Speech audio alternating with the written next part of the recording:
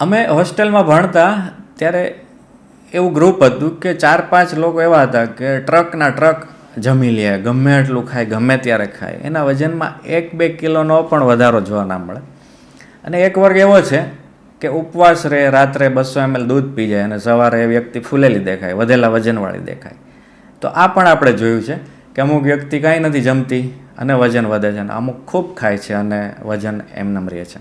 તો એની પાછળનું રીઝન એ છે કે આપણી કાર્યશૈલી દરમિયાન જેટલા આપણે મૂવમેન્ટ કરતા રહેશું, ફોર એક્ઝામ્પલ તમે 80 કે 90 કિલોના છો અને દર 5 કે 10 મિનિટે ઊભા થઈ અને તમારા 80 કે 90 કિલોના શરીરને તમે વારે મૂવમેન્ટ કરાવો છો, થોડું ચાલી લ્યો છો, થોડા હાથ પગ હલાવો છો, થોડા પગથિયા ઉતરી લો છો, લિફ્ટનો ઉપયોગ નથી કરતા, તો આ વસ્તુમાં તમને મહદઅંશે સફળતા મળશે. તમારો વજન વધવાનો ગ્રાફ જે ઊંચો જાય છે એ કંટ્રોલમાં આવી જશે.